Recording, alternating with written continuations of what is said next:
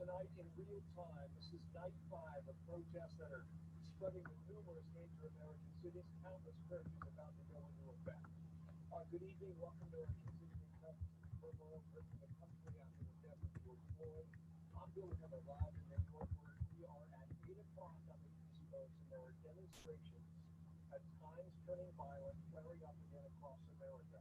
This was the scene a bit earlier in Chicago, where police and protesters have been clashing for hours. Similar scenes unfolding on opposite coasts in LA and Philadelphia at the moment. Angry crowds make their presence known. Hello. And some clearly not. Hey, Norman. It's just me. I'm getting ready to send out some more emails. You had some more people join, so let me go get those. All right. It won't let me turn my camera off. It's not nice.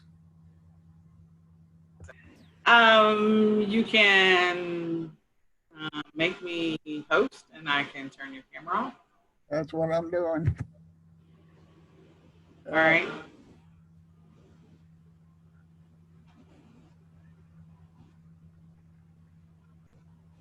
There we go. There you go. Then I switch me back to host. Sure. Oh, I got one other thing I'm fighting with.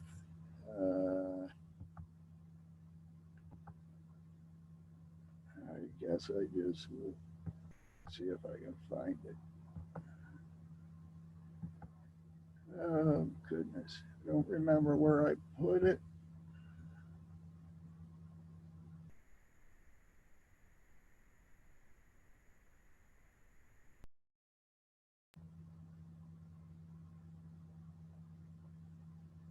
Yeah, watch count. Nope.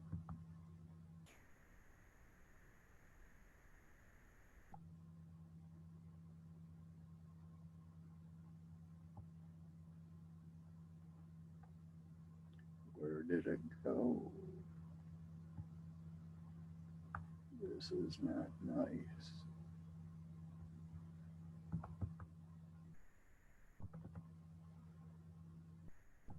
Business. Nope. Resale certificate. Come on. You're making me crazy. It's all good, Norman. It's all good. Yeah. So thank you all for joining us for the eCom Sellers Mastery. Your host today is going to be Norman Ellsworth. I may be hanging out in the background a little bit. I am overextended, so I'm supposed to actually be doing 2 different things right now. But my name is Nicole Whitlock, and we are going to be covering eBay. So Norman is pulling some stuff together. Plus, we have some additional people that wanted to jump on board last minute. So I'm sending them a quick email to let them know where they can join us. So we may just take another 3 or 4 minutes, if you'll allow us the grace and mercy, to get everybody in the room. And we thank you for your patience and your understanding.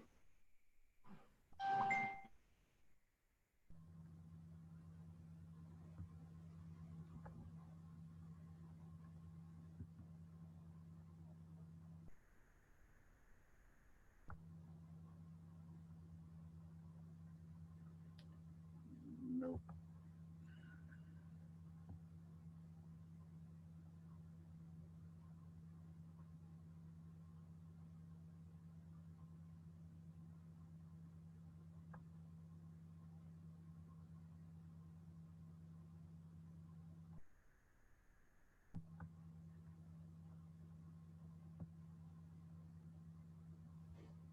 All right, I got the 3rd round of emails sent out, Norman. So you can start whenever.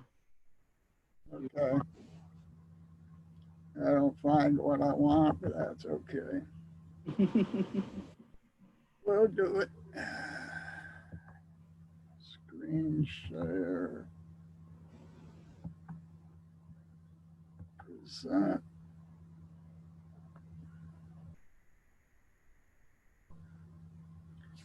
Ready, set, here we are. 90-day challenge, 0 to 2,000 or to 6,000. We're covering them both. And I'm so happy you guys attended. We want to bless you, want to teach you the correct way or the ways that we have learned to be profitable and meet your goal. Overview of the next 12 weeks, and I forgot to bring up my phone. Just one moment, please. I know I got my notes on it.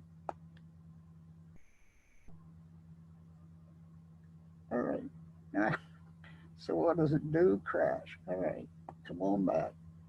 I'm sorry. We want to give you everything, and I don't want to mess up. So this is an 8-week session, but it's going to go for 12 weeks.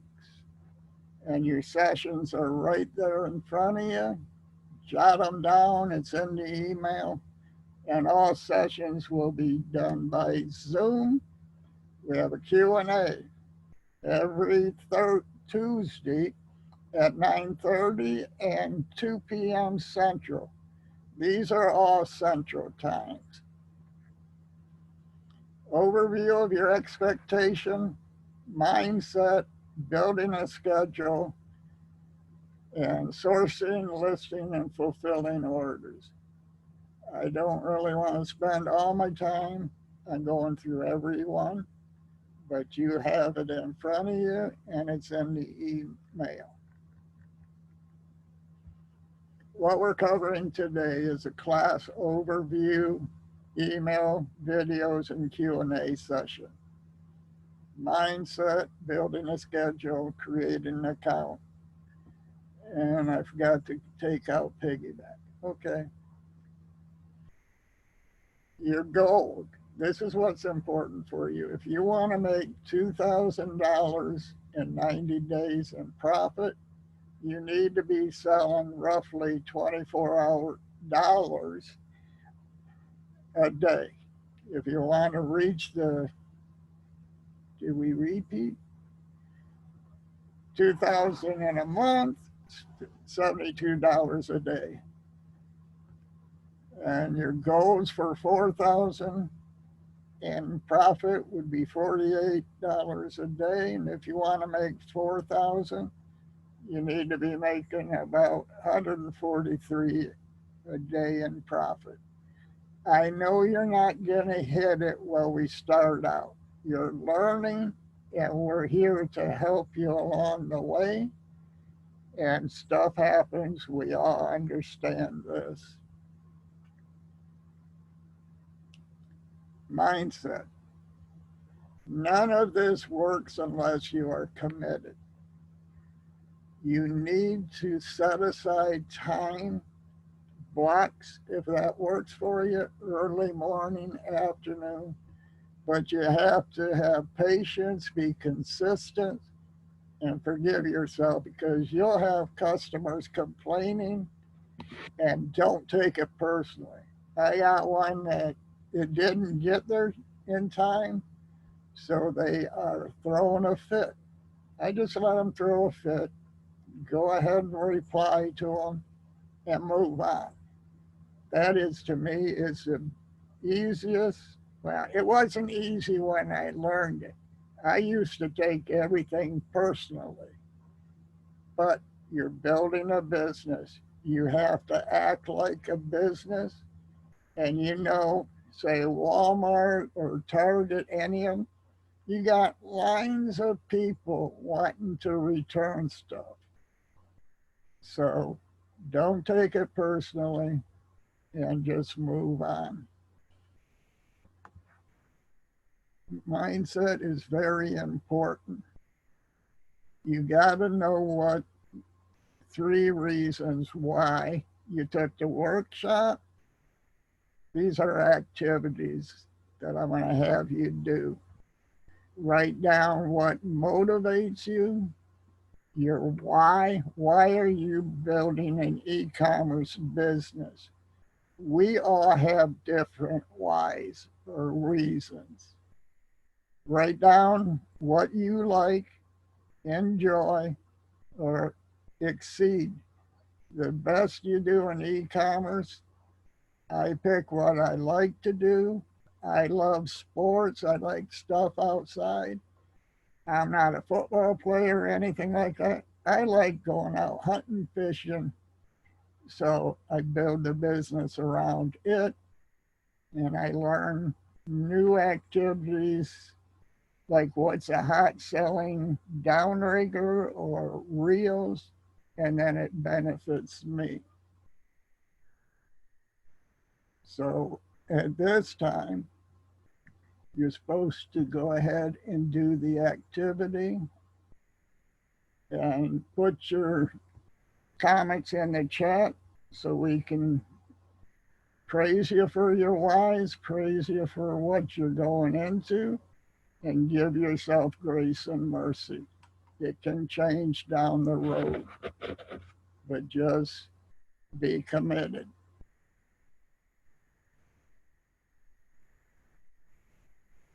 So can I add something to that, Norman? Please. All right, so I'm going to scroll back about 2. So can you go back about 3 slides? Go back 3 slides real quick. So one of the things that we said we're going to cover, a lot of stuff that we're going to cover over the next 8 sessions. We want you to know that it is extremely important to us that you be successful. So there's a lot of material that's going to be involved in the first 2 classes are the heaviest classes, and the classes after that are a little lighter. And, you know, we are covering mindset today. We're talking about building a real schedule and setting up your account. So if you don't have your account already set up, we're definitely going to be talking about that. We're going to be talking about sourcing and creating a listing and fulfilling orders. Those are all big deals. And then the next session that we're having next week, which I may join as well, that one, we're going to be covering, talking about your numbers and how we stay on track for your numbers. We're going to talk about how you find out what's selling, what's moving, and we will talk a little bit about that today. Customer service and optimizing your listings. If you have really great listings and there's some characteristics of that, you're going to be successful. And then the tools you can use to help you in your business along with keyword research. So can you go to the next page? So today, you know, we're starting off with, we know what we're going to be covering. Okay, so we're talking about the overview and what you're going to expect. So yes, there's 8 sessions. In addition to that, we're going to go, he just did mindset, which is extremely important. We really do want you to write down your why. People get started in e-commerce and they just quit.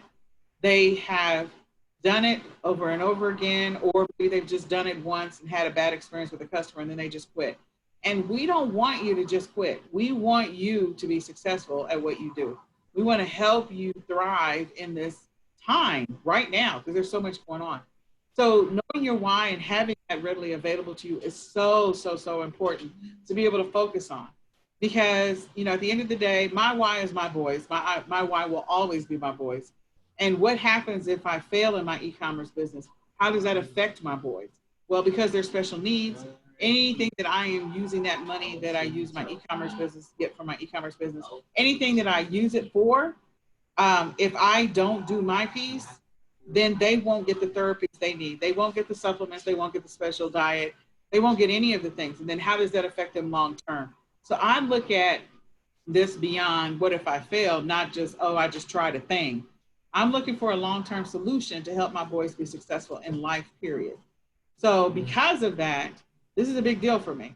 So when you write down your why, really think about it.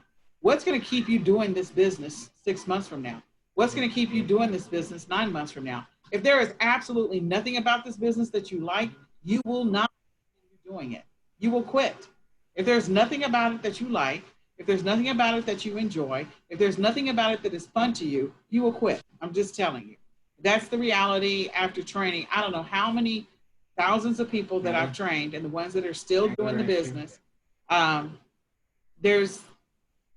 is what I've discovered, is that when people either run into a hiccup, they are able to persevere, to be able to work around it, to be able to get past it. Nothing about this business you need to take personal. If stuff happens to you on another platform where you're trying to sell, don't take any of that personal, seriously. And so that's why we want you to do the exercise for mindset. Write down really, why are you doing this business? Why did you choose e-commerce? Is it because you're just trying to get a check?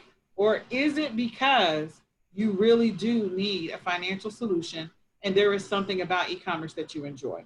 Do you enjoy the challenge of the numbers? Do you enjoy the challenge of the hunt of finding great inventory? Do you enjoy serving people? Because we really are serving people. There are people that will not be going out to make purchases at all because of the fact that COVID-19 has them at home, because they have a compromised immune system, because they are sick, because whatever the reason, they've chosen not to go out, or because their health won't allow them to. And you are doing a service. So that's why you need to think about your why and what about this that you like. Because if there is something about it that you like, then you'll continue doing it beyond the 90-day challenge. And you can make this into a full-time income, which many of us have done. I've been working at home since 2008. Yeah, it's a long time, 12 years. So think about that for just a second.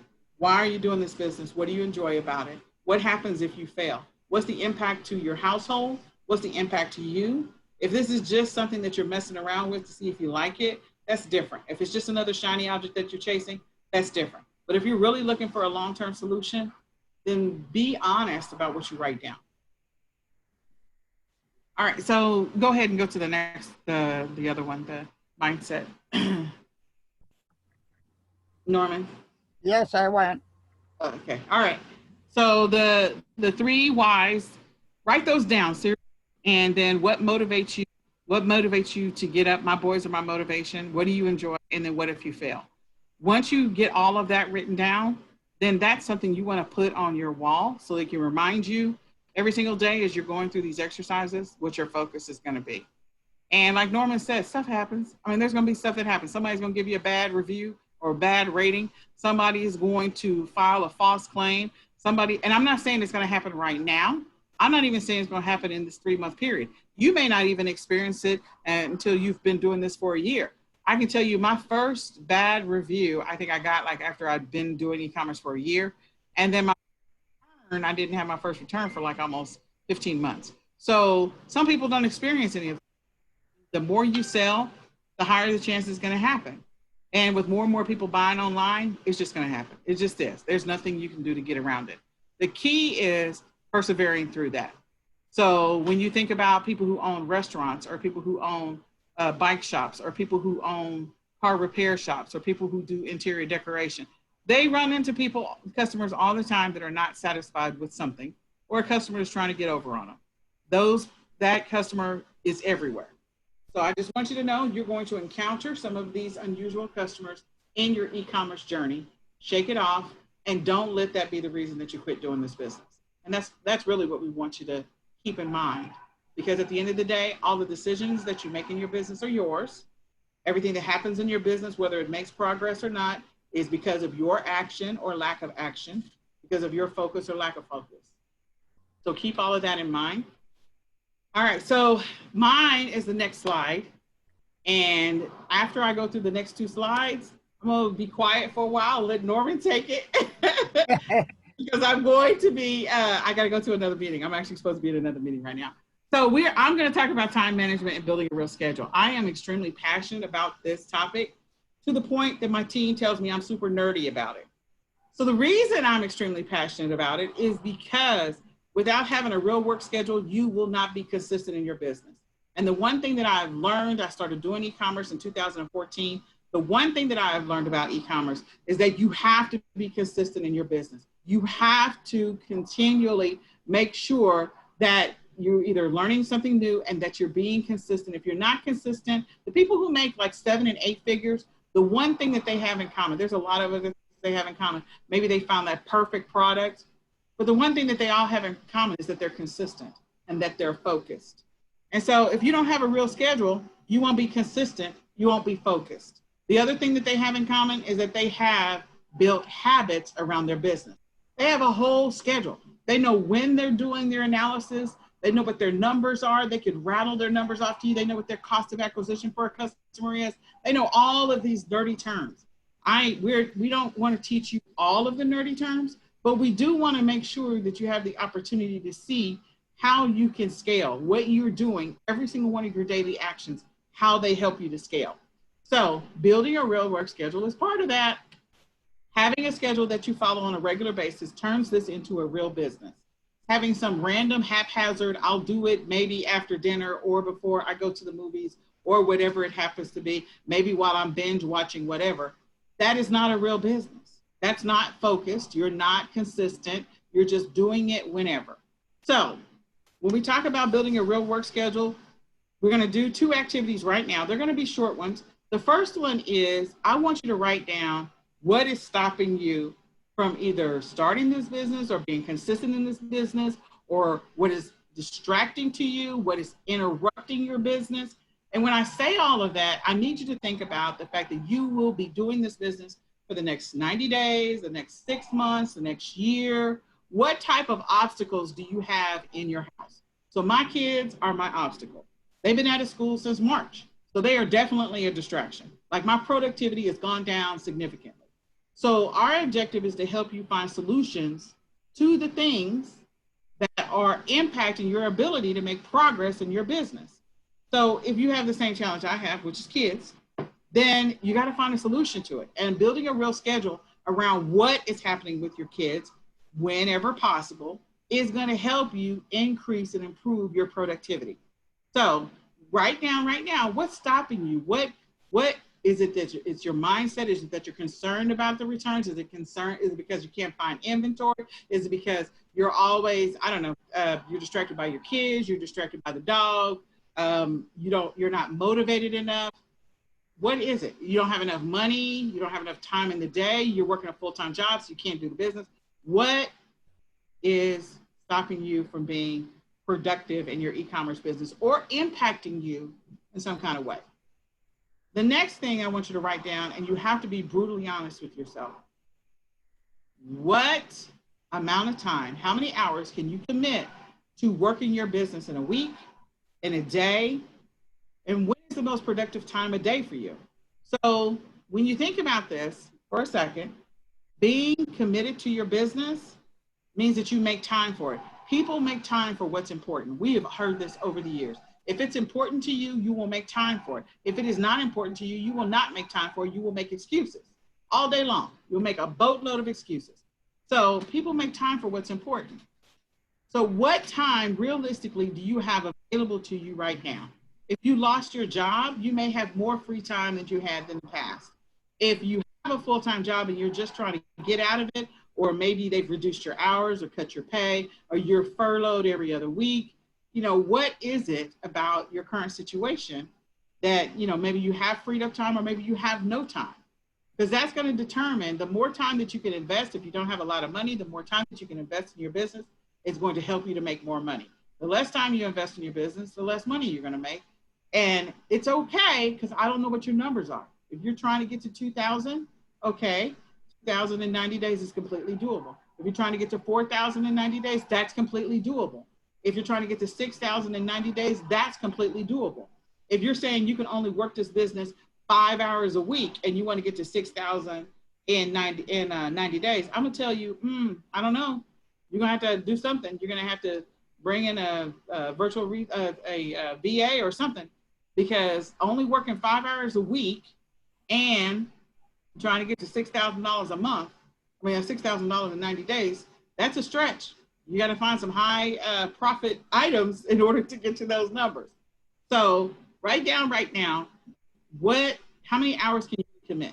Is it 20 hours? Is it 30 hours? Is it 5 hours? Is it 10 hours? What do you really have available to you to work your business?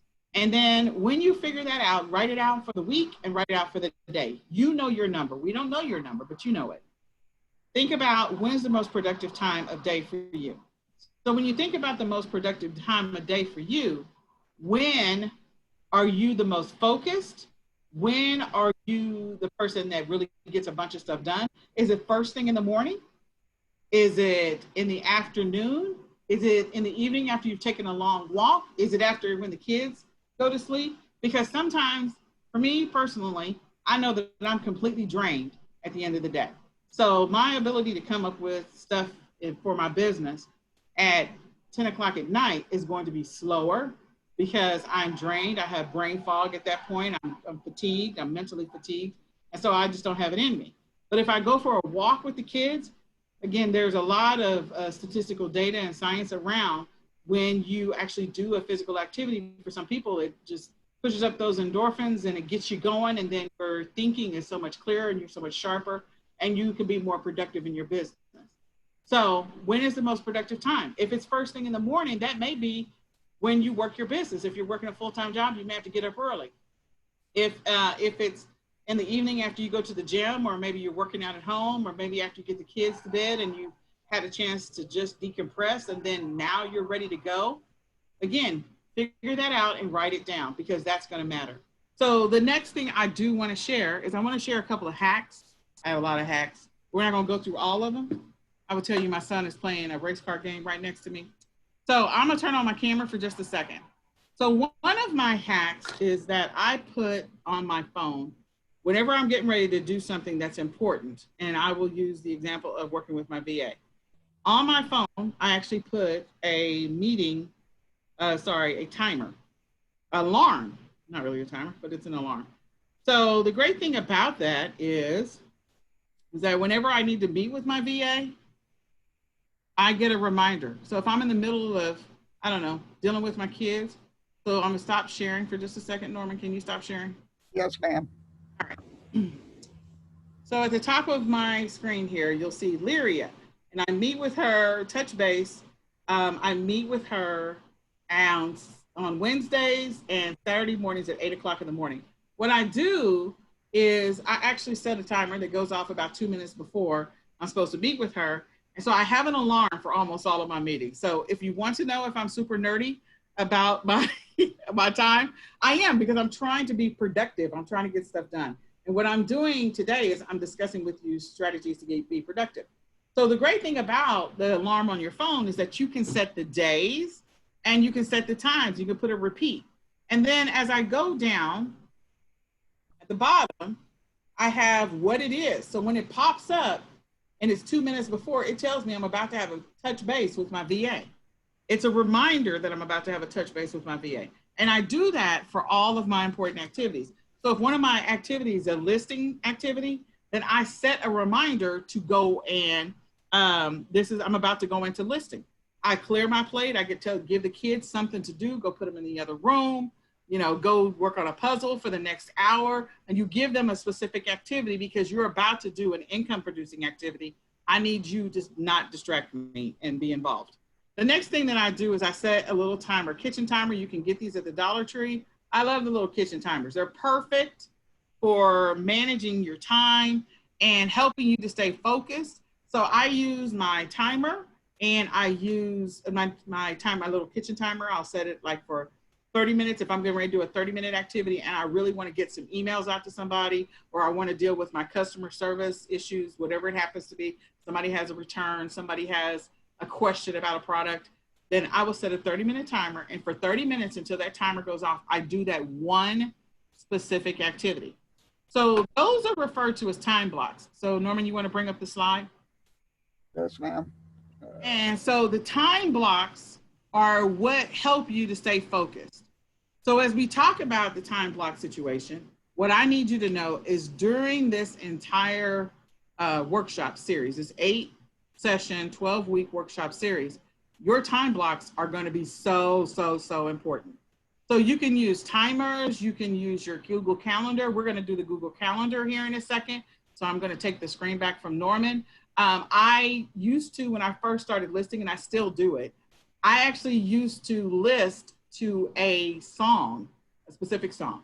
So it was the song Happy, because Pharrell had recorded an hour-long version of it. So if I wanted to list for 1 hour straight, listing is monotonous. Like, oh my God, it just feels like it takes forever. If you're manually listing, or even if you're using a spreadsheet to upload to list, it is monotonous. It is so exhausting and boring.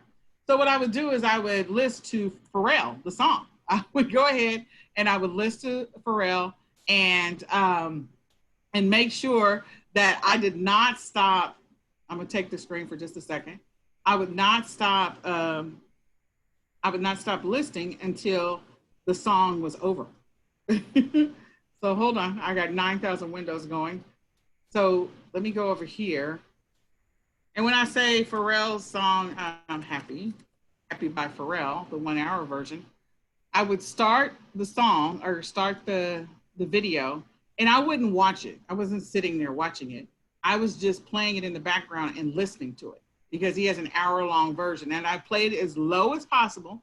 And every single time he would say, "'Cause I'm happy," and I'd be like, "'Cause I'm happy and I'm getting paid," I would come up with my own version so that I would be motivated to continue doing the activity that I was doing for that entire hour period. So yeah, that was one of my hacks. The other hack that I did, or that I still do, is that I actually play a playlist. I created my work jam playlist.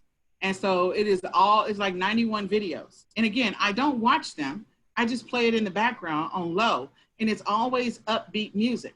So whatever activity, if I'm sourcing and I say I'm going to be sourcing for 2 hours straight, sitting here sourcing for 2 hours straight, if I'm doing online sourcing, can be boring, doing the research and then finding items and buying them and listening. But if I'm listening to something upbeat and fun and energizing, then it works out for me. So that's one of my other hacks that I do. I use YouTube not to sit there and go into the YouTube vortex of non-productivity. I use YouTube to help me to stay focused because I know when these series of songs start playing, I'm about to start listing, or I'm about to start sourcing, or I'm about to start packing stuff up or shipping things to customers. And I literally use those time blocks. So let me go back to letting Norma be presenter for just a second. And all of those those little hacks that I use are at the bottom of the slide. And I want to encourage you, find something that works for you. So when I'm in the middle of meetings with some of my customers, or because I have an agency, I have a digital agency, and then I also run eCom Sellers Academy. I put a note on the door if I'm in the middle of doing something, and the boys are not to bother me if there's a note on the door. It's like, okay, a meeting is coming up. So right before the meeting, I give them an activity and I shut my door and I put a note on the door.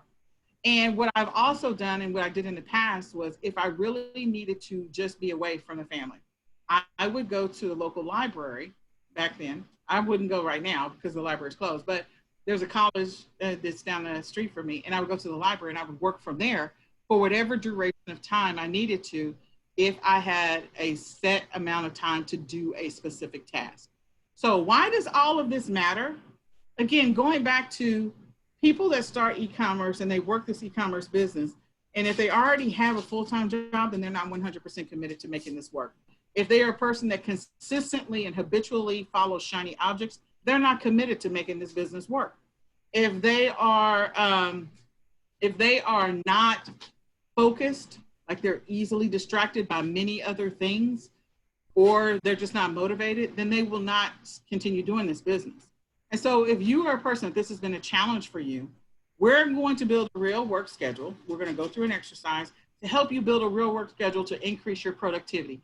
Because if you build a real work schedule and you know what your why is and you're reminded of it every single day, your productivity in your business and your consistency in your business will go up 1,000% in this 90-day window. And what does that mean to you? That means cha-ching. That means more money. The more productive and consistent you are in your business doing the right things, the more money you're going to make. And at the end of the day, everybody's trying to make some money. And there's no reason why you can't make this kind of money right now because everyone is buying online. And I do mean everybody is buying online. So you need to get your piece of that pie. And the way you get that piece of the pie is that you get your bottom in order. You need to get your stuff together. You need to get organized, you need to get structured, and you need to get consistent in your business. When you do that and you build the habits of a successful seller, that's when you're going to make the money. That is when you're going to make the money. That's when you're going to learn to source better. That's when you're going to learn to buy better. That's when you're going to learn how to list better. You're going to learn how to do a bunch of stuff better. The more consistently you do it, the more regularly you do it, the better you'll get at it. Seriously, think about any other sport. Basketball is a perfect one. You know, when you look at Michael Jordan, when he first started learning how to play basketball, and then the more consistently he did it over the years, he's the GOAT. So again, the more you do something, the more consistently you do something the correct way, the better you get at it. You will be so sharp at being able to find items because you built the habits necessary to be successful in this business. So that being said, go to the next slide, Norman. So our next activity is, go backwards. Sorry. That's all right. So what we're going to do is we're going to actually do an activity, and I'll leave y'all alone. Norman will take it from here.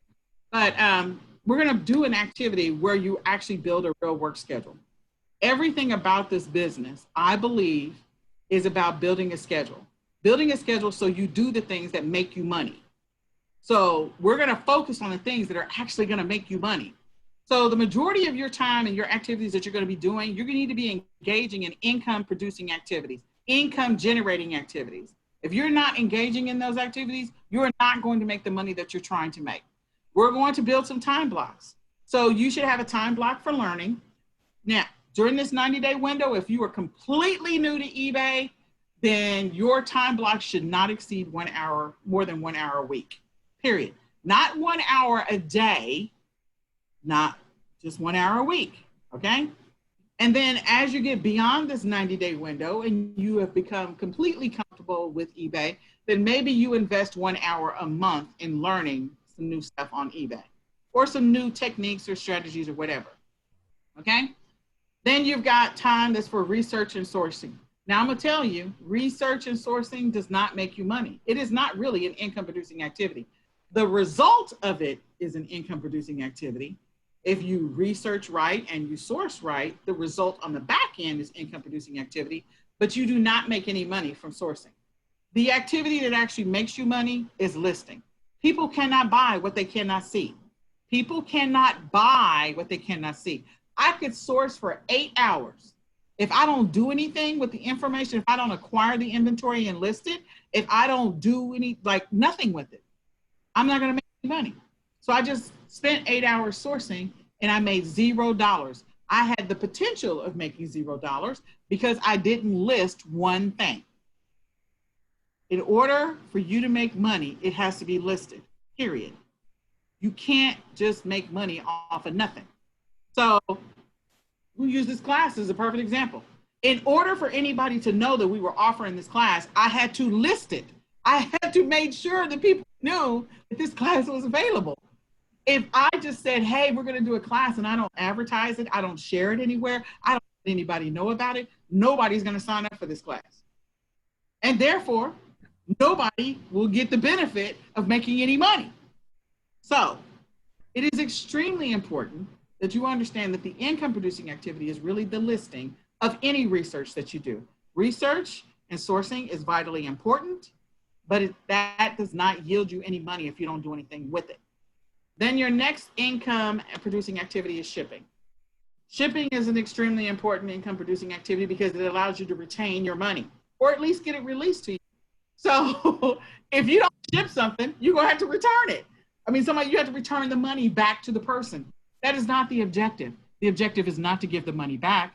The objective is to keep the money once you receive it. So you need to ship the item to the customer in order to keep or retain your money, okay? So shipping is actually an income producing activity because you get to keep money if you ship.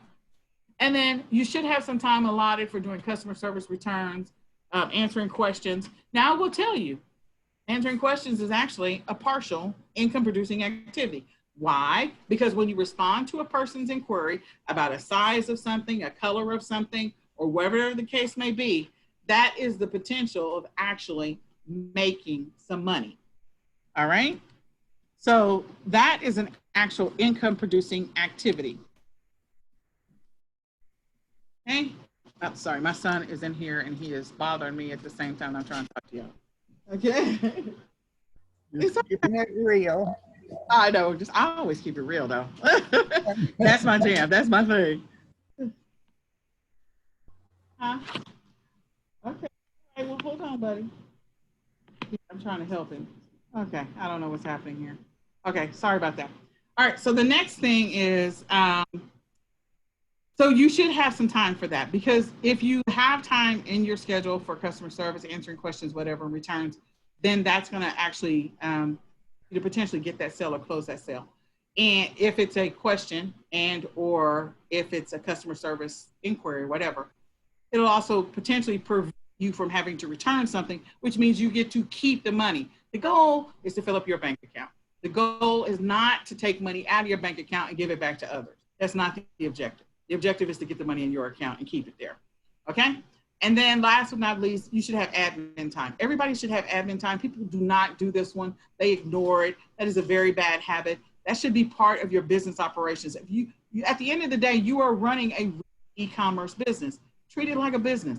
You should have time allotted for that. You can allot at least 1 hour a week, but you should have some time allotted for that. So we kind of talked through all of the things. Everybody is clear, hopefully, that listing and shipping are your two most important things. Listing being number one, shipping is number two. Sourcing and research are extremely important in your business because you want to source right, you want to do research right, but without listing it, it's just, you just wasted 8 hours of your life. That's it. That's a fact. So let's go through and we're going to pull up a Google Calendar and we're going to do some activities. One question, is there some way for me to see the chat? Oh yeah, so the chat right now, it says, okay, can you guys see my text? Yes, I can see your text. Yes, I can. And the next one is the reason why I have no job. This is my only job. I know that's right. It gives me freedom. That's right. It lets me work alone and not work with anybody else. Yeah, if you want to work alone, this is perfect for you. Now you can be in business for yourself, but not by yourself if you're part of a group. But that's, you know, some people like to work alone. That's very good. Make sure you get 1 week to return. Okay, so how many hours do we need to invest in your business in a day? So I'm going to say the answer is, you know, it depends on what you're trying to get to. And we're going to dig into the numbers a little bit more next week. But my goal in getting anybody started in e-commerce is I tell people, if you want to make money, you need to invest time in your business, no less than 10 hours a week, no less than. My preference is to always start at 20 and go up if you can do it. If you can't do it, then, you know, or if it's your life is such that it would not work out to do 20, then don't try to force it. But you at least need to really consider if you're trying to get to 2,000 a month, 2,000 in 90 days, 4,000 in 90 days, or 6,000 in 90 days, you need to start at a minimum of 20 hours, period. We're going to talk about some sourcing strategies that can help you have higher profit margins, but you need to invest the time. You can outsource some of this later, but you need to invest the time. Okay, so I'm going to share my screen. I think I am, who knows? Okay. All right, so I got to go clear out the calendar because I did this exercise earlier today. I don't even know which one to 10 anymore. Sorry, just a second. Probably should stop sharing since I don't know where I'm going just yet. I have too many windows open. Just keeping it real. I just have way too many windows open. Okay, so e-com sellers. All right, hold on. Give me just a second. So I want everybody to pull out their laptops. We asked you as part of this workshop series is to bring a laptop. So bring out your laptops, and if you have a Gmail account, let's go through the exercise together. Like we said, this is going to be hands-on. We want you to complete the activities, let us know that you have, and we will help you along the way. While she's looking, my why is my grandkids, especially with this COVID and everything. Before, the income was poor, I'm disabled, so I wasn't able to provide money for them like I want to. But now that everything is shut down, the income, because I did all the listing prior to it, they're roughly 50 to 100 orders a day. The problem I run into is that everything has been shut down for 2 months and it's starting to open back up, but still they don't have the inventory. So you just keep listing, finding different products, making sure it's in stock, and be committed to it. Yeah, for sure. Okay, so I have found my calendar. I am 9 levels of special. So the first thing that I want everybody to know, if you're not a guru with Gmail, don't worry about it. But we're going to go into whatever Gmail account that you currently have. I love Gmail because it's free, and you also have access to Google Sheets, so you can put stuff in Google Drives, and you have Google Docs, and you just have access to all the stuff that you can store with your Gmail account. So what I did was I went from my Gmail account, which is your regular Gmail account, and I clicked on what I call the Rubik's Cube. So if you Excuse me, Nicole, we don't see anything. Oh, I'm showing my screen. It's on create an account. I'm showing my screen, Lorna. Right. Okay, Ross says he sees it, so he can see it. All right. So, okay. So, let me go ahead. He says he can see it. So, oh my Lord, I don't know what just happened. Let me close this. All right, there we go. All right. So, Ross, resume sharing. Okay, everybody can see? Yes? If you can see, type in the chat that you can see my screen. If you can see my screen, type in the chat that you can see my screen. All right, so we're getting some responses. People can see my screen. Awesome sauce. Okay, sorry. I got way too much on this desk. The joys of kids. All right, so the first thing that we're gonna do is, I want you to click on the Rubik's Cube if you're in your Gmail account. And once you click on the Rubik's Cube, and the Rubik's Cube is right next to your icon. When you click on the Rubik's Cube, you can choose calendar right here. So I want you to go to your calendar. That's the first part of this exercise. Once you go to the calendar, it's going to default all your stuff that's on your primary calendar, which is the name of the account. So you can uncheck that box over here under my calendars, my mouse is over here, and you can uncheck that box. So the great thing about Google Calendars is that you can actually create brand new calendars that you want just for you. And this is about your productivity. It is about you are done with playing around with your e-commerce business, or you are done with not making enough money, and you're about to be the Michael Jordan of e-commerce, okay? That means Michael practiced and he was consistent. He worked on his craft over and over again. You are about to work on your craft over and over again. And how you're going to do that is you're going to use a schedule or a calendar to help you be consistent. All right, so the first thing we're going to do is we're going to click on add a new calendar. Once you click on the little plus sign for add a new calendar, I'm going to click on create new calendar. So let's give this calendar a name. We're going to give this calendar a name. So I'm going to call it eBay Productivity Calendar. I can type. All right, so I have created an eBay Productivity Calendar. I'm going to set my time zone, and I'm going to click on create calendar. Once I do that, I'm going to go back to settings. And now I have a calendar that says eBay Productivity down here. I'm on this side, if anybody can see my mouse moving around. Yep. Okay?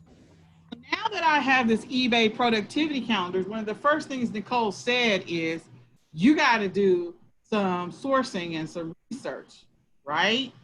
So maybe your life is such that your ability to do sourcing and research is limited. So I'm going to go with a 6 days a week productivity. We're going to try and build about a 20 to 25 hour schedule.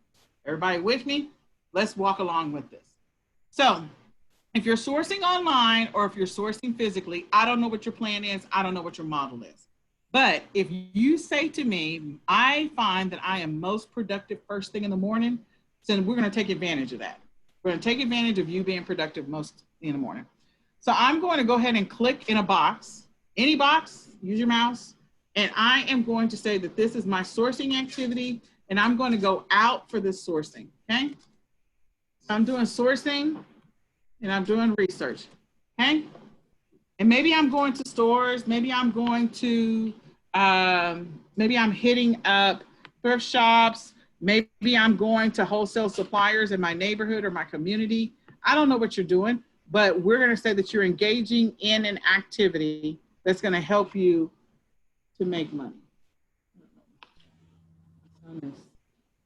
Hold on.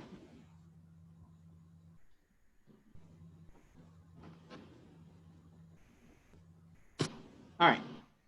So once you click on this, what I'm going to do is I'm going to click on more options. I choose more options, and I am going to say, because I am a calendar nerd, clearly I am going to choose do not repeat. And when I click on the words do not repeat, I get some other additional options. So I'm going to choose custom, and this is almost like my phone. So I'm going to choose that I am going to go out physically, and I'm going to go source physically Monday, Wednesday, and Friday. And I am going to continue to do this until August the 15th, which is when the workshop is over. Okay? I'm going to continue to do that until the workshop is over. I'm going to click done. Now it says I'm going to go out sourcing Monday, Wednesday, and Friday, and I'm going to source from 8 to 9. Now, that may not be realistic for where you live. Like your stores might not open until 10. I don't know. You figure it out what's going to work for you. If you're not going out to sourcing, then this doesn't apply to you. But if you are going out, and remember, you can also source at grocery stores, but I don't want to get ahead of myself. So I'm going to go ahead and block this off for 2 hours. And let's say I go out at least 2 hours, 3 times a week, going to go sourcing. I'm going to give this a color. This is an activity that I'm going to engage in. So I'm going to give it the color of orange. Okay? And I'm going to go ahead and save. Now I have this beautiful orange that's on my calendar that says I am outsourcing.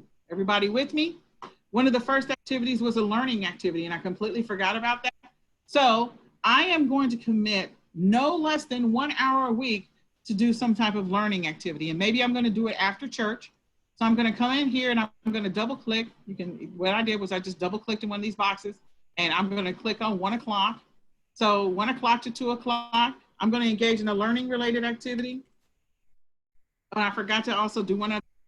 I'm going to turn on notifications, and you can decide if you want to get notifications through email, or you can decide that you want to get notifications through just regular notifications. That means it pops up on your phone. If you've turned on phone notifications for email, it'll actually just pop up on your phone and display. You can actually put a noise on it, depending on what type of phone you have, to say, hey, and it just maybe it'll do just a little ding, and then you're done. So this is a learning related activity. I'm going to do it once a week. I'm going to get a notification 10 minutes before I'm supposed to do it. And I'm going to continue to do this learning activity every single week until I'm done with this 90-day challenge. So I'm going to go all the way to August 15th. I'm going to click done, and I'm going to save. So I'm not going to sit here and get sucked into the YouTube vortex of watching YouTube video after YouTube video after YouTube video on how to do something. I am going to be focused with my time. So I don't know how many of you are Dave Ramsey followers. I am a huge Dave Ramsey follower, because the one thing he talks about is being intentional with your money. I am that chick that I am intentional with my time, very intentional. And you should be intentional with yours as well, because you're on a mission. In 90 days, you want to be to a certain number. So you have to be intentional with your time. So if you follow Dave Ramsey, he tells you that every dollar has an assignment. Every dollar has been assigned to go somewhere or do something. Same thing with your time. Every minute of your waking hour days should be assigned to do something that's going to help generate money for you if you are trying to be the Michael Jordan of e-commerce. So you have to be intentional with your time. You can't be haphazard. You can't be random. You have to be intentional. Okay? So now we're going to go and we're going to say, maybe I'm going to do some home sourcing. I'm going to source from the house. Maybe I'm going to find some suppliers, some drop shipping, or maybe I'll make some purchases online, whatever. So I'm going to click on the box, and I am going to say, this is at home. I am at home. I am doing sourcing, and I'm doing research. Okay? I'm going to click on more options. And let's say that I am doing this 3 times a week.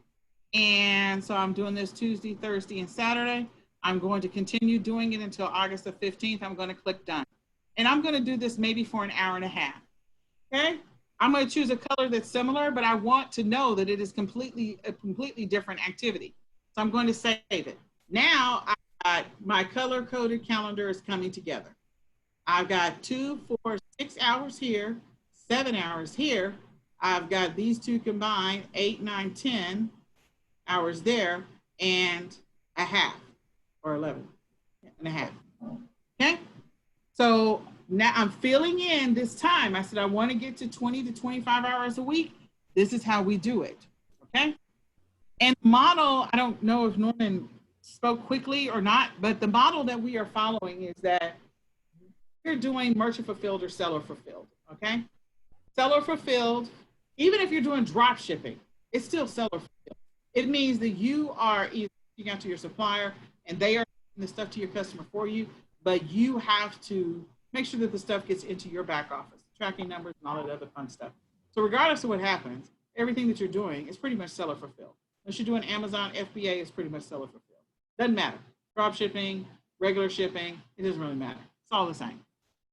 Okay, as far as the classification of how it's defined.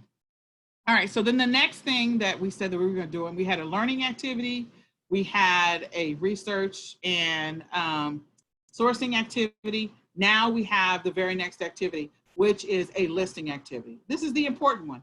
I don't care if you load everything up to an Excel spreadsheet, if you've got a tool to do this, I don't care how you do it.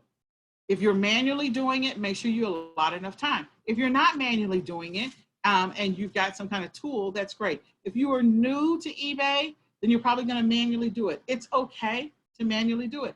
The way I got past it when I was doing eBay and doing manual, you can sell yours or you can load it up to a spreadsheet. Either one, it works.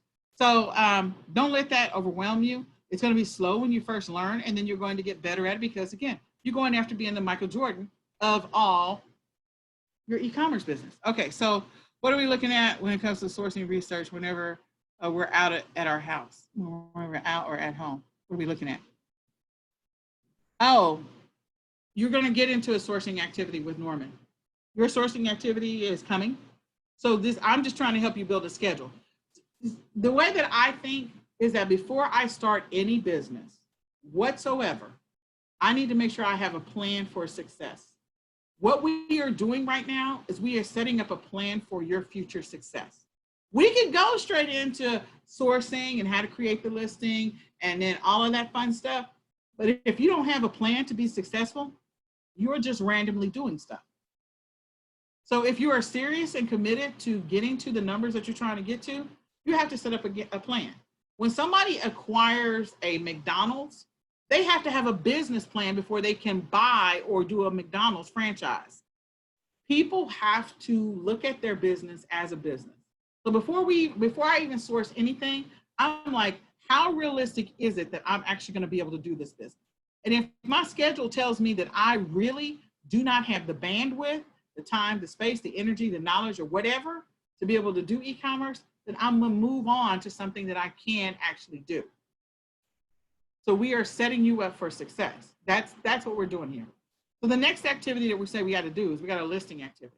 So this is, you are listing it, and I don't care if the listing is loading it up to a spreadsheet. I will tell you that our personal opinion is you can buy all the tools in the world. Norman has like a tactical arbitrage account. I have ESM Inspector Pro and Jungle Scout. We don't use all those tools because we've done e-commerce long enough to know how to source without the tools. It's just crazy. So if you have a listing tool that you use if you're new to e-commerce, we're going to tell you to be into profit before you buy tools. You need to be into profit before you buy tools. If you start off in e-commerce buying 9,000 tools, you're going to be like, I quit because it cost me too much to do this business.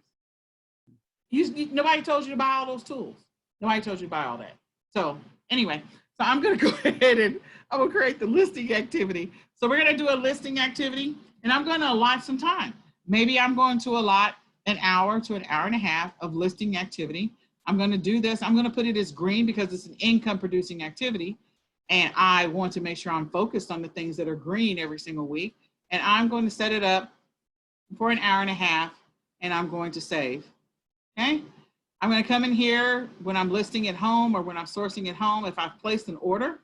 So if I've placed an order of some type where I'm getting it in from a supplier, that order is going to come in. This is going to be a cycle. This is a repeatable cycle every single week.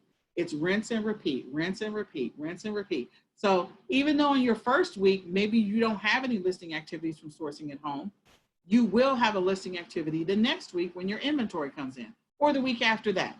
You will have an activity. You can list now with the assumption that your inventory is going to arrive in time, as long as they have it in stock. But if they don't have it in stock, okay, so you can decide how you want to do that, but you need to have a committed listing activity associated with any inventory you receive in physically or any inventory that you have to ship to a customer at some later point, okay? So we're gonna have a listing activity, and maybe this one's just an hour.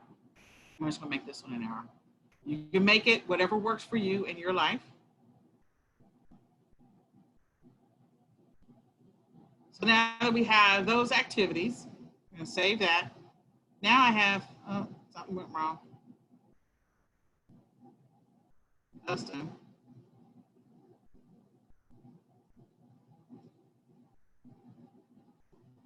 Okay, that one went right. This one did not. And don't forget to turn on your notifications.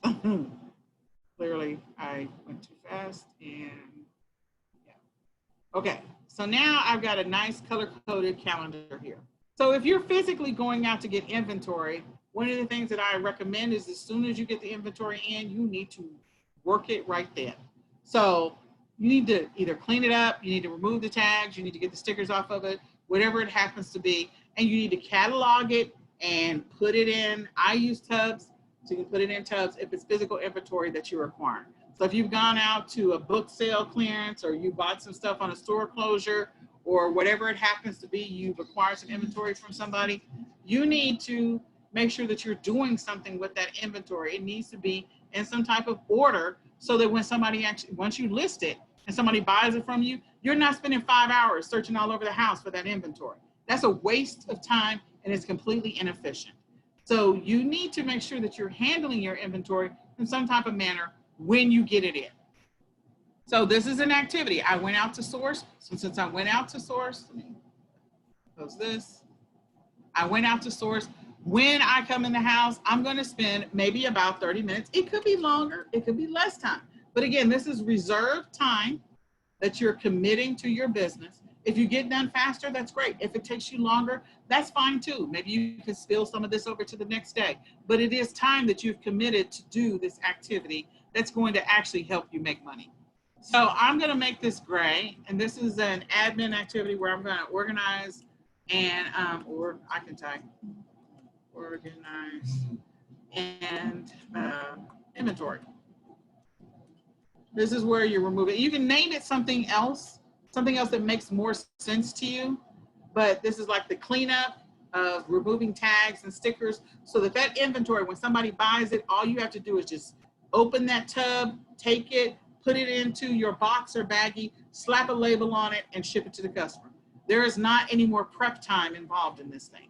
You may also, so I'm going to say organize, and this could also be if it's brand new inventory and it's not listed on eBay already. This may be when you take pictures. This may be when you prep it. 30 minutes may not be enough time. It may be an hour, but I'm just going to put 30 minutes for the point of this exercise. So this is your opportunity. If you're physically handling inventory in any kind of way, this is your window in which to clean it up, take the pictures, and get it listed and work on getting it listed. Okay, and you probably should do these in the opposite order.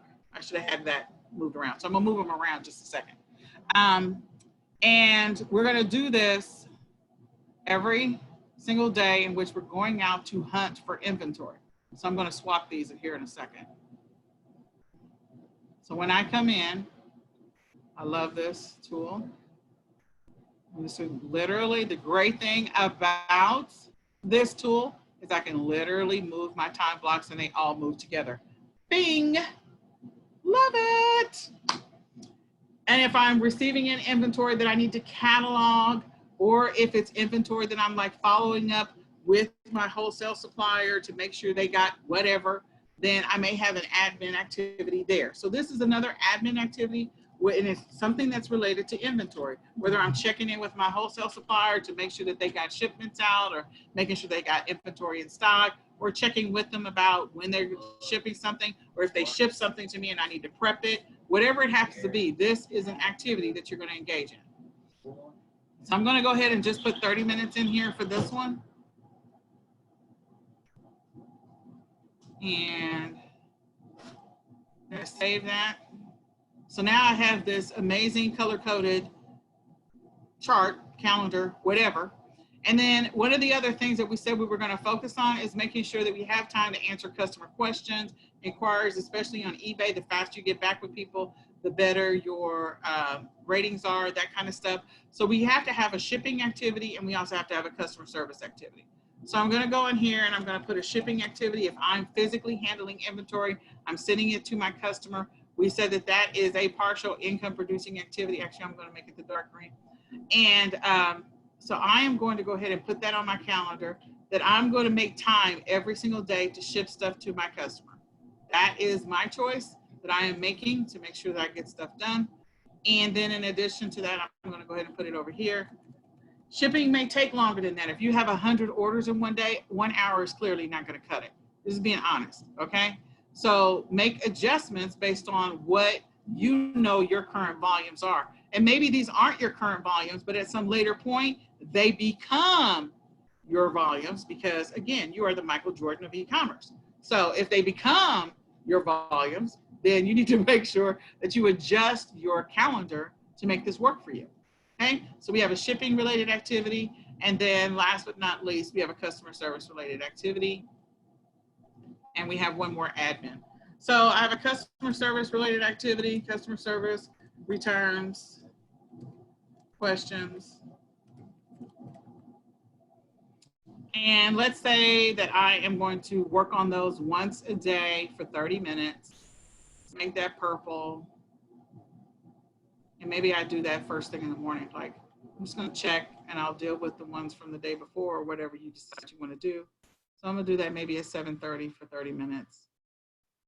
And do this. You're making time for what's important, what's going to make you money.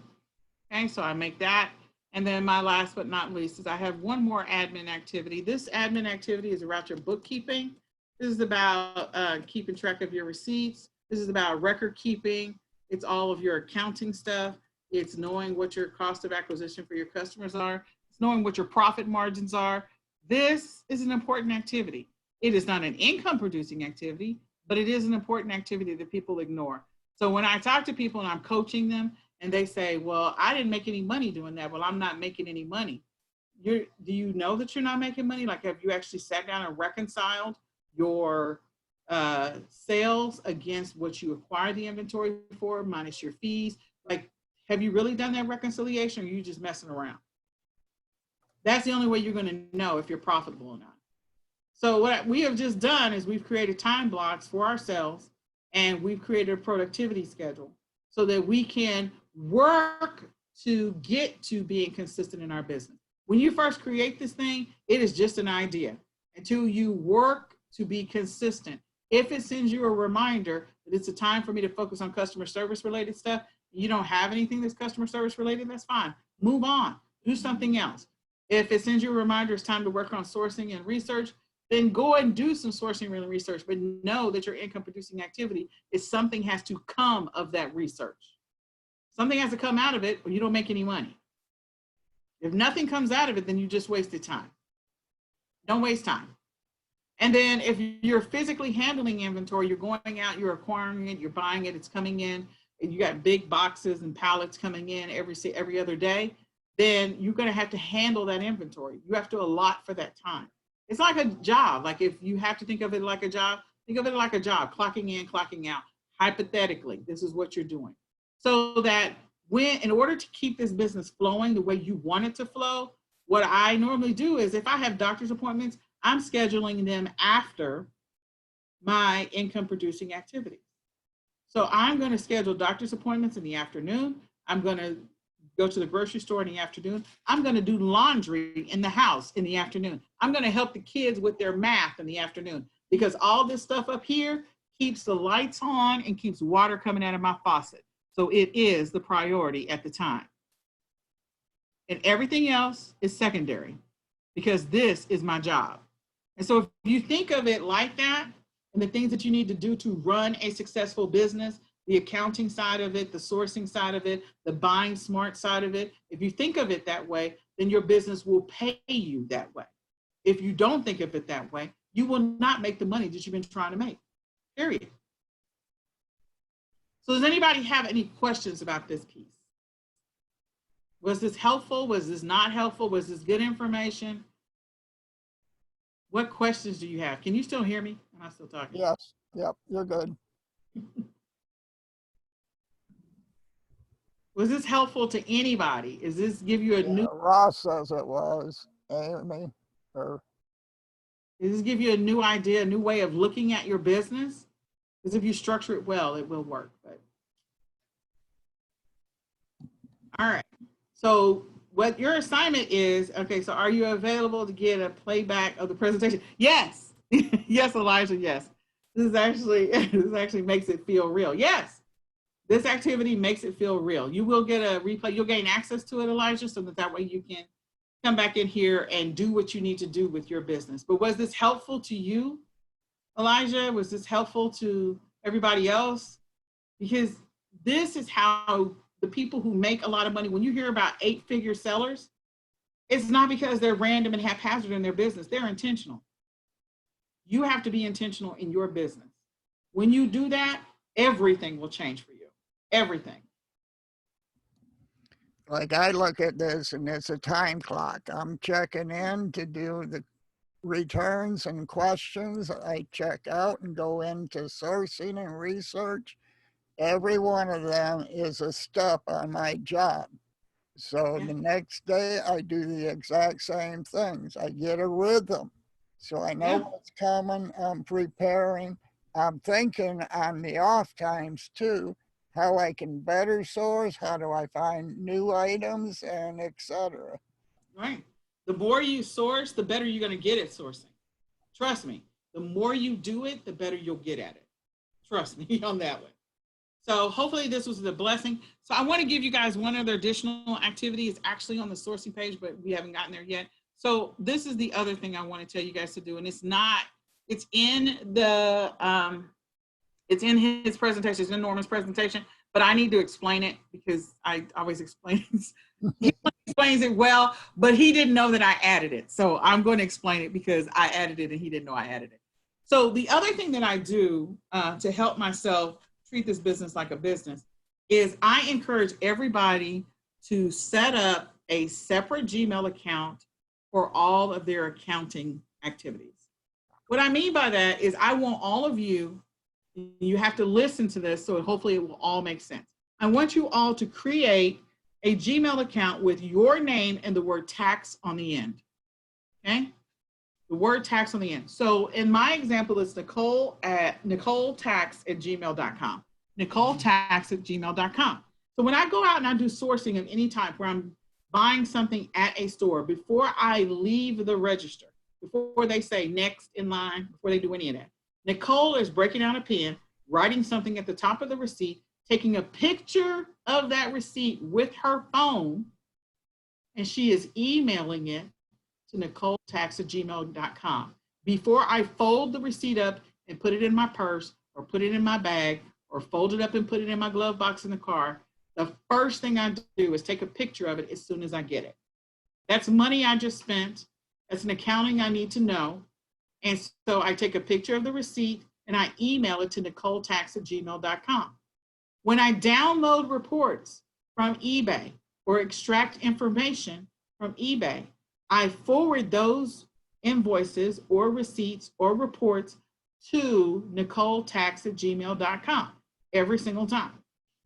When I buy inventory in bulk, whether I'm making a big purchase on some website and they send me an invoice or a receipt of some type, or if I have a shipment come in, maybe I bought a bunch of stuff at the Dollar Tree because I'm going to make bundles, I send those invoices or receipts to NicoleTax@gmail.com.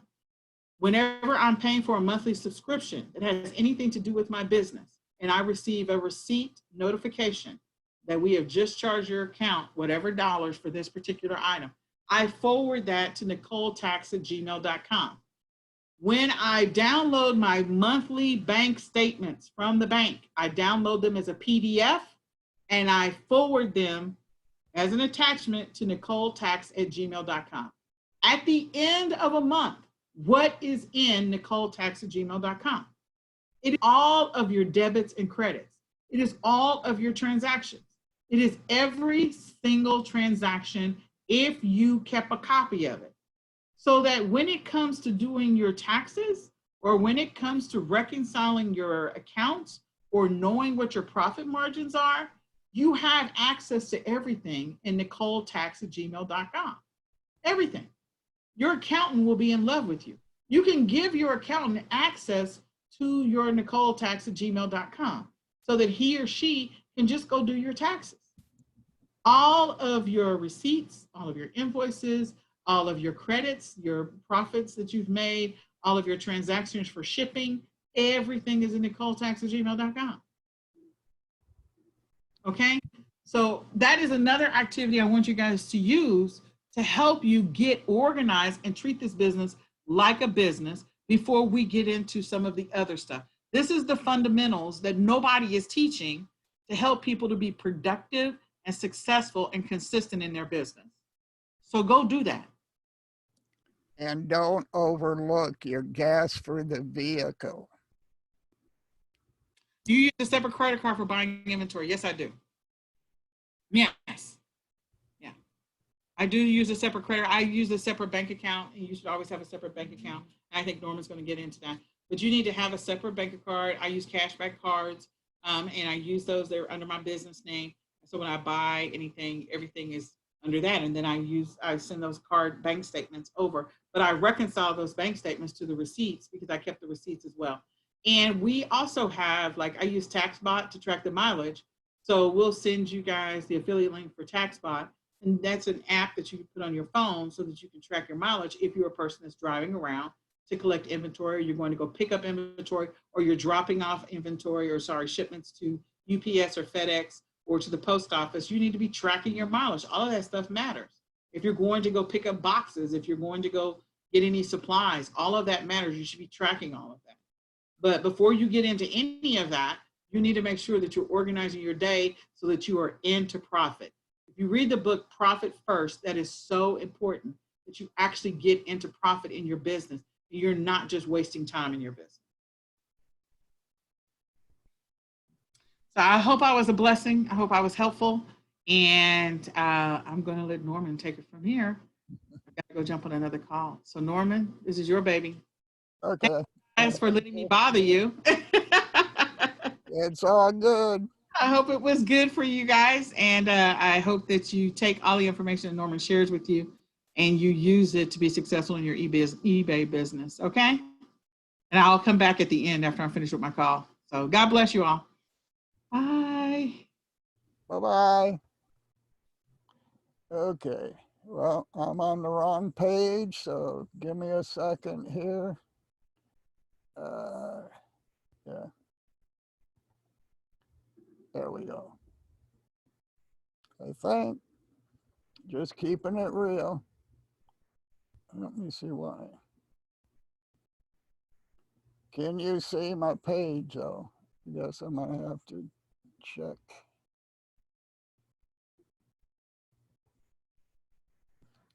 Yes, so. Okay, we went through the 2 activities. All right. That was a yes, I think. And we'll move on from here. All right, your sourcing activity.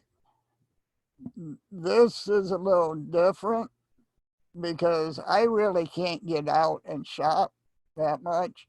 So most of my sourcing is done online. I'm researching, I get catalogs sent to me and all this. So she went over the receipts and invoicing for taxing accounts.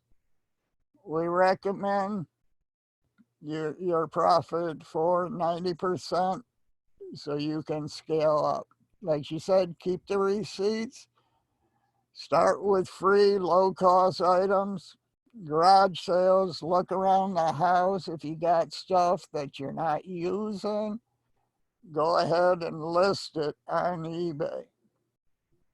When I first started this, 2014, I already moved down to Florida, so I had stuff that was still in the boxes, so I listed it on eBay.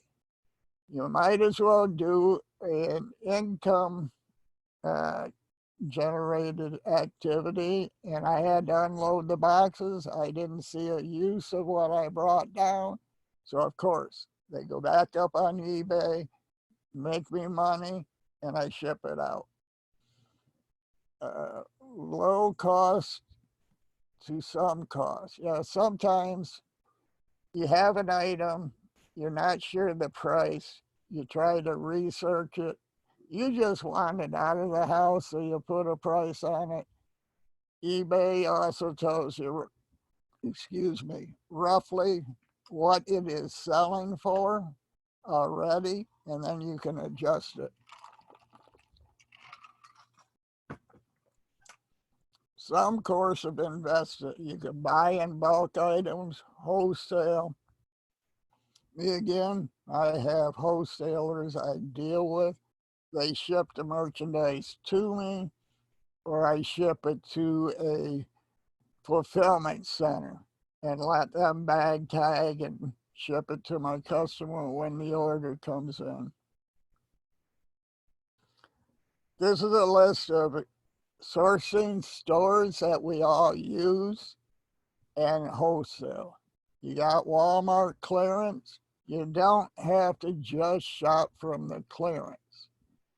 You can find hot selling items in the regular section, list them, and ship them out when they sell. Dollar Tree, Dollar General. I'm not going to go through everything because we got a whole lot of sources there. But don't overlook the grocery stores. Sometimes they get unique items in there that are selling big time on eBay. I know we found a Pez dispenser. I think we picked it up for $4 or less, and it was selling for $30 to $45 on eBay. So of course I'm gonna grab it, put it in the cart. Actually, I cleared the shelf and brought them home because it was a light item. It wasn't gonna cost me a lot to ship it, and there was big profits in it. I found one of the Pez that was selling for $400. So I picked up the last 5 they had, kept one for myself, sold the other 3. And then you got wholesale companies that you can look online, go through the catalog, see what's selling, and turn to make a profit. All right, I'm going over sourcing now, and we're talking about the state of mind that everything is in with the COVID-19. And you want to find products that are selling, people are in need. You have shut-ins, you have retirees that are up in their age. They're very susceptible to catching COVID. So they're having stuff, they usually buy at the grocery store or the pharmacy. Well, we're providing a service. So we are selling what they would need and shipping it to their house and making a profit for our business. Like in the trunk, I have these tubs. Well, I got a van, so I got a few tubs there. So when I bring it out, I put it in the tub. So I got it organized so I know what's happening, but also sell items like the tubs to keep everything organized. What to source?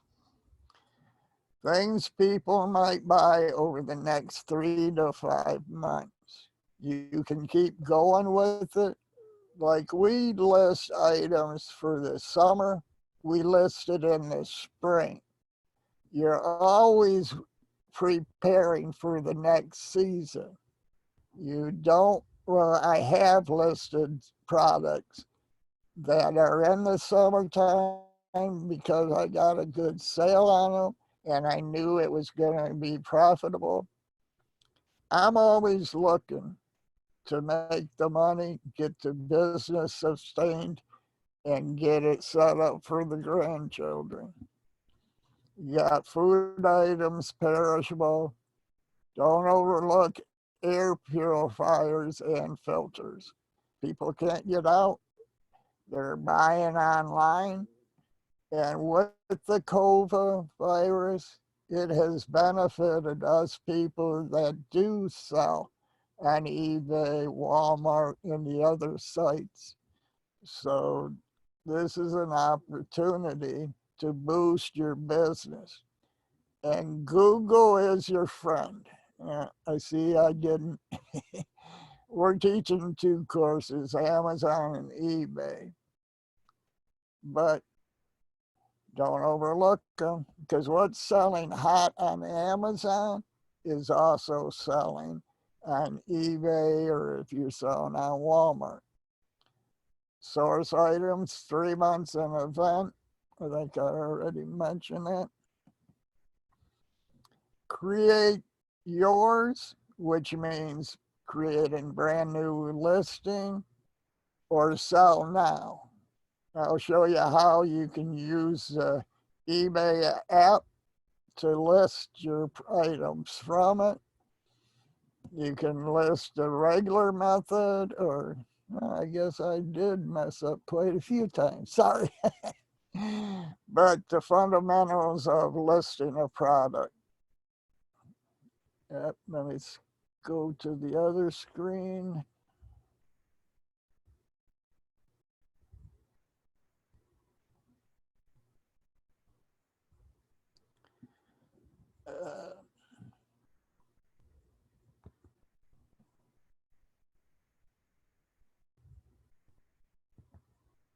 All right, now we can list from your phone. Sorry about that.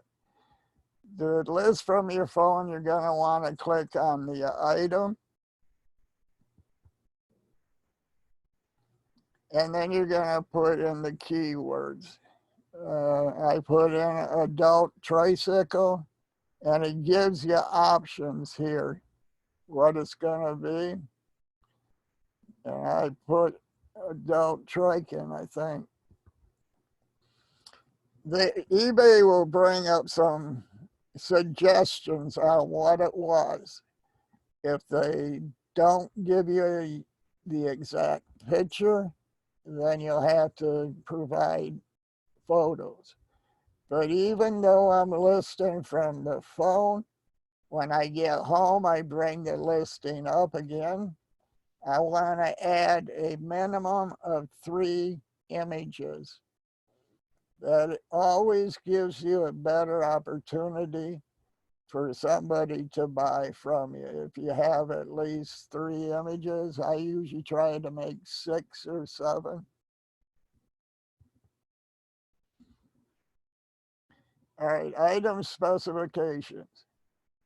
By me collecting on this trike, it allowed me to pick up the UPC code, which was in the listing. So I didn't have to go to the site I purchased it from.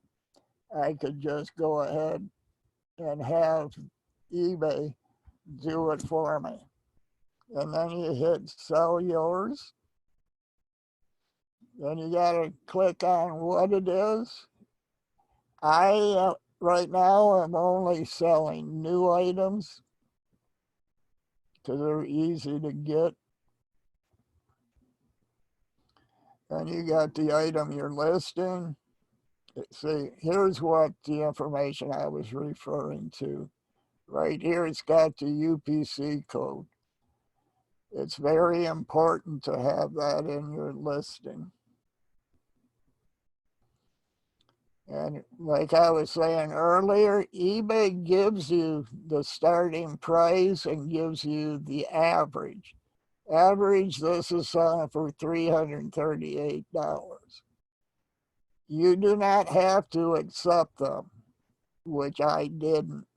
This one I'm selling for $4.99, and I can't keep them in stock. And I'm not physically going out and purchasing it and shipping it myself. I'm using the other sources that we provided for you. Find the item that is on that one, list it. Once it sells, I go back to the same company, buy it from them, ship it to my customer, and keep the profits. And this is where at the end of it, and I'm going to go ahead and list it. It says it's going to cost me 35 cents to list it, which is okay for me. You usually get 50 to 100. If you're brand new, you get 50 every month to list. And then after that, it's 35 cents. eBay's been being very accommodating. I've exceeded my lots, but they're giving us, I think I just got an email for 200 more I could list. Take advantage of it. All right, you're ready to list it. All you have to do is click list your item. And let me see if I can get to the other one. Oh, like you're wondering what to list. They tell me I'm not normal because when I'm listing items that are $50,000 to $50,000. I look at it I want to make money. I'm willing to wait a few weeks to get a sale because I know I'm constantly putting up 100 to 300 a month. So I spend the same amount of time putting a listing up for an item that sells for $40, and I find that I have less consumer complaints if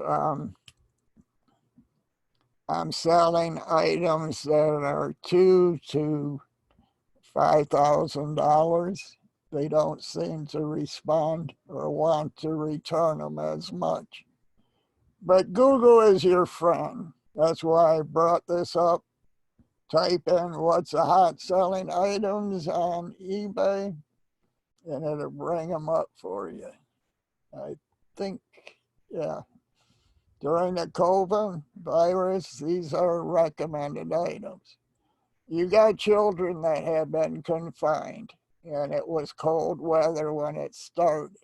So you want to provide puzzles, games that are going to keep the child entertained and also out of your hair. This is just a small list of items. We provided you a bigger one.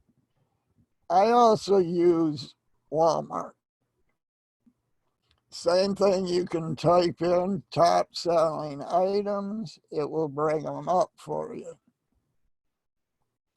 And you know, it's hard to make some money off from it when you're only selling it for $10. But there was, maybe I'm wrong,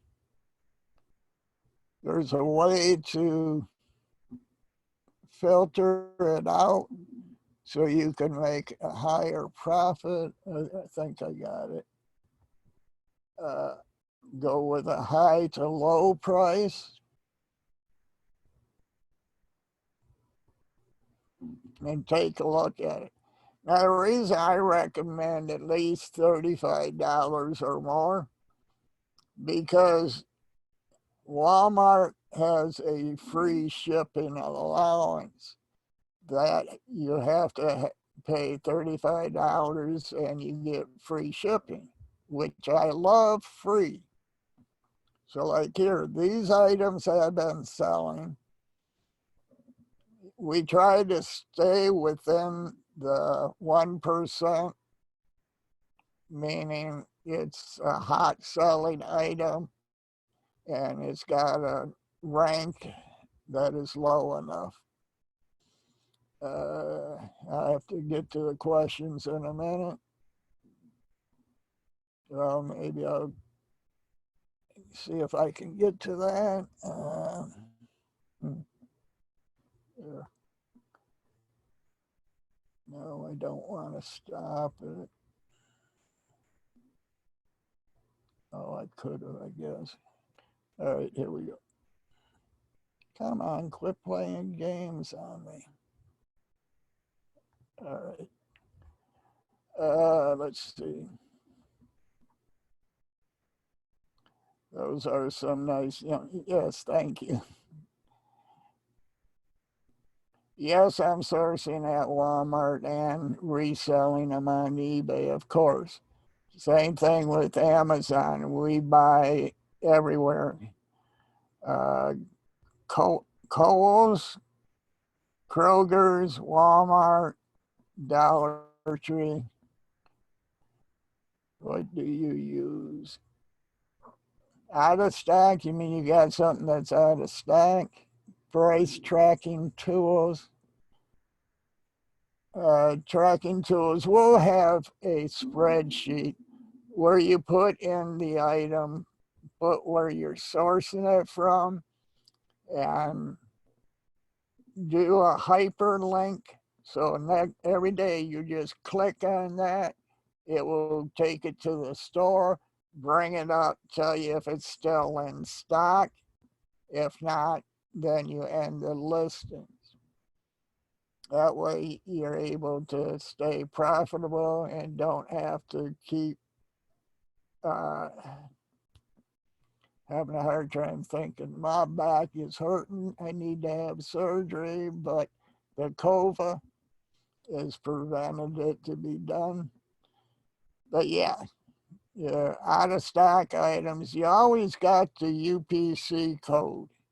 So you just put the UPC code into Google, it will bring the item up. All right, I'll go back to screen sharing. And I guess I'm in a low cost. Yeah, like this one's out of stock.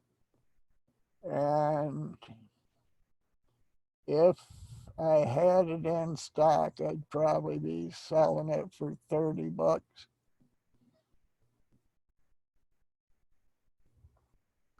All right, I know what I did. All departments. Let's try outdoor. I don't know if it will work. I see there was another question. I'll get to it in a bit.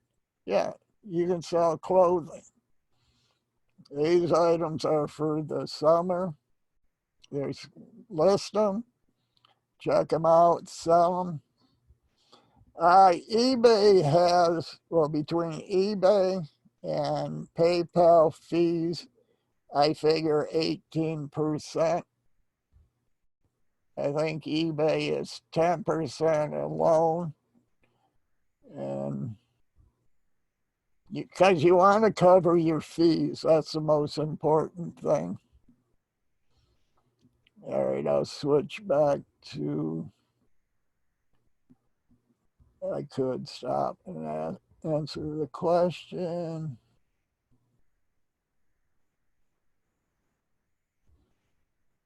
What do I use for, oh, I already covered that. Yeah, there are tracking tools out there that will do it and change my price. But we're trying to teach you the way to not have to buy different items for tracking and stuff. We're trying to get it where you can actually be profitable without chasing the shiny object.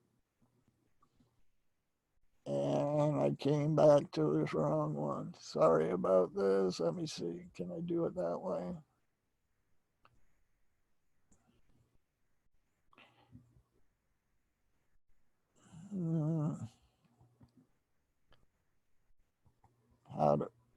Excuse me, I haven't used this process or this one. There we go. Okay, sorry. That was a walkthrough of how to list from your phone. I assume you guys know how to list from your computer. If not, I'll go into that later. I use watch count to find out what is items that have sold and the price they have sold at. So you just type anything in the box. For this exercise, I picked dog harness, and then you click the sold item. And over here to the left of categories, you can pick any category. I like outdoor stuff like gazebos, swings. What was the last one? Oh, the child playground set. It had the round slide and swings, and then like a fort up on the top of it. But watch count works for almost all the necessaries that I needed to. And on eBay, on the item, I suppose I could go to it and show you instead of wondering if you're following me. I had eBay, yep. Okay. Like I said, I had eBay account too. So I made up names and stuff just to demonstrate to you. Sorry that I jumping around. Replace your account, selling the existing account. I guess they tracked me and found out I have an existing account. But we'll just click on eBay. Pick your category. We stay away from computers and electronics. Home and garden's a good one too. You can come, let's find one item. Decor, home improvement, building hardware.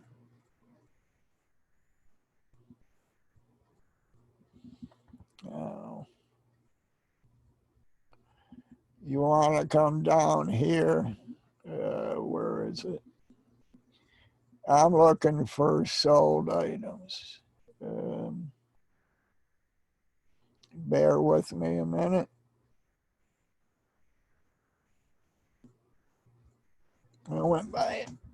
Can't read it.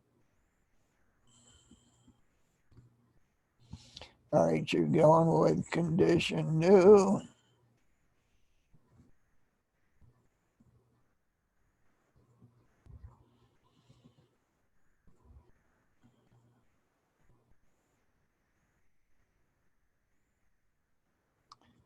All right, I'm missing it somewhere. I can't see it. But there is a box that says sold items. Oh, come on, I'm getting frustrated. Yes, and here you can pick the range of the items you want to sell. They have best offer now. And I don't know why I don't see. Oh, there it is. Thank you for your patience. But down here it says to show. You click on sold items. Now it's giving you the information also that watch count gave me. They purchased, sold it. This one isn't good because it has a variation. All right, this one here, $129 they sold it for.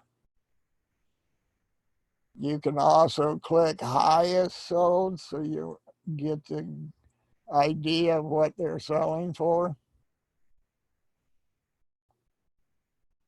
we can go into more detail later. Let me get back to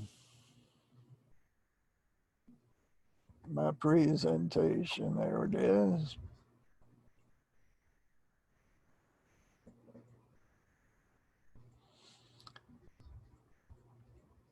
Okay, fulfilling and shipping your item. How do sellers fulfill an order and what to do when the item sells? You'll get an eBay email notification, or you can set your app up, eBay app, for it to cha-ching when you have a sold item.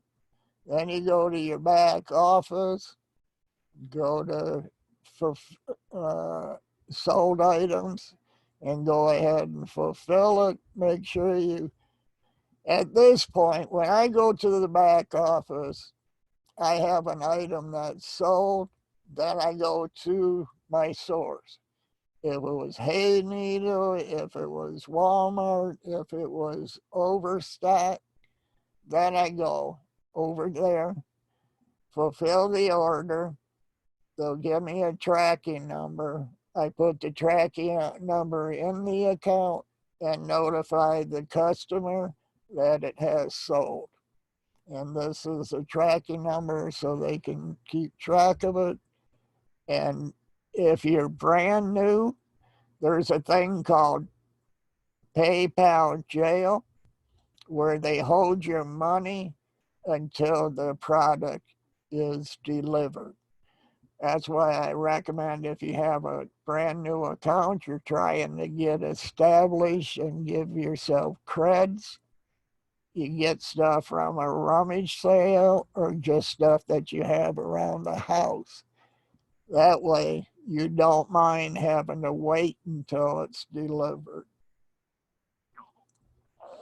Fulfilling and shipping your item, you're going to need supplies.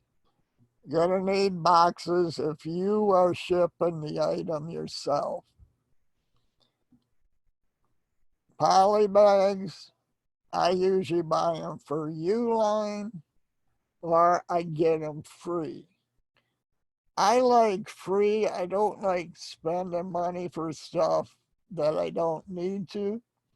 So we have a lot of outlet stores around me, especially at Christmas time.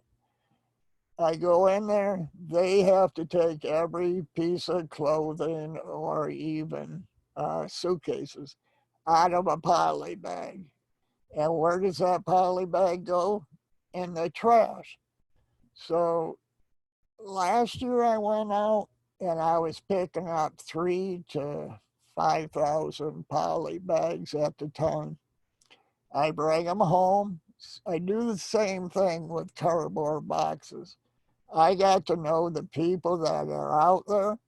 They would rather give it to me than having to take it out, load it into the dumpster, and compact it. So this is how I cut down on the need to purchase. But if you get your business big enough, you can afford it, then buy from Uline, Dollar Tree. I usually, if I'm purchasing from Uline, I buy a case, take out what I want, and then list the rest of it on Amazon or even eBay. Now, the thing that I use for packing, I use grocery bags, I use airbags. My airbags are free. I don't have to purchase them. I go to the doctor's office. They had a lady in there that her job was to pop the airbags and put them in the trash. So I told her just to set them aside and I will get back with you. Just one moment, please. Yes. So how did it go? I'm still going. Oh. Okay, it said it was done. It said it was okay. Sorry about that. All right, this is, yeah, next week, review the videos we send to you, and we'll be sending them out money. You're going to get video, create an account, sourcing, how to piggyback or sell yours. Like you were asking about the resource center, it's still coming. We'll make the tracking so it's easy for you just to click on the hyperlink and go from there. Memberships, we got the Academy, eCom Sellers Academy, where you get a training every Tuesday. We do it, and you get access for life. Acquiring and new. Oh, yeah, we'll go over acquiring and listing inventory. Guess I skipped over that. Notification. I already told you. Hey, why is it going backwards? I'm sorry. Oh, there it was. All right.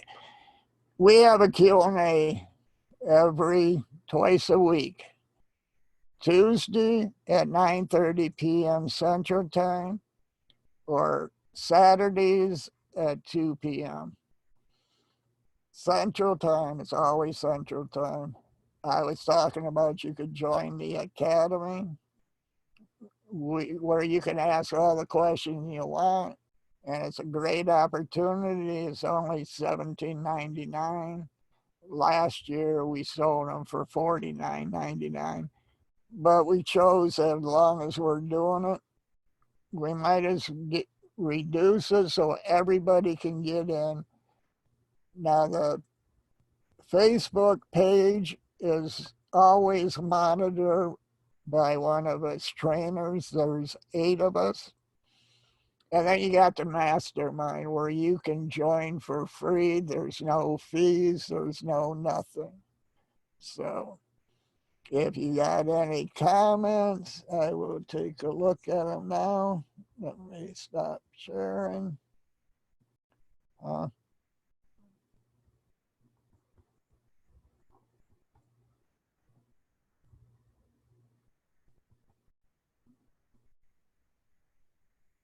Oh, come on.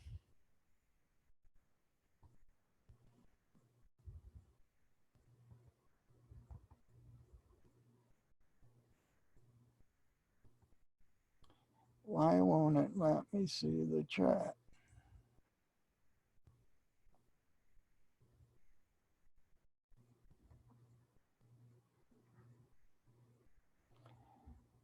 How long the $17.99 will last? At least the balance of the year.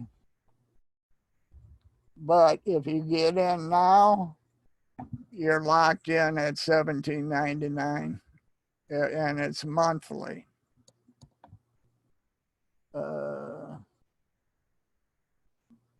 Oh, thank you. You caught it before I did. I appreciate that. All right, if there's no more questions, yes, you will get to play back if you purchased it, which you did. And you will have it unlimited time with it. Now, is there anything else, or should I let you guys go?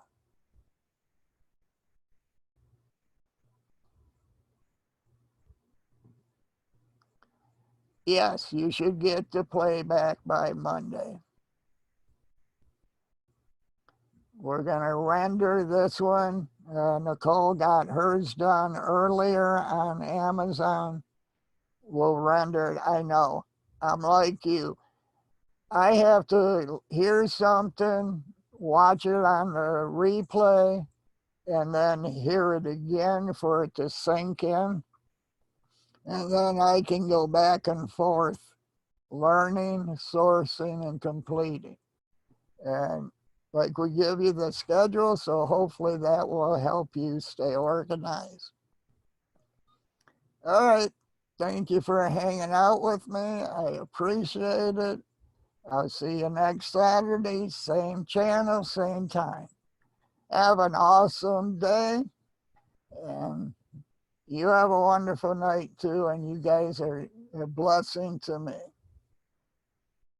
See you later. Actually, next Saturday at 7 p.m. Central, 8 p.m. Eastern. Bye-bye.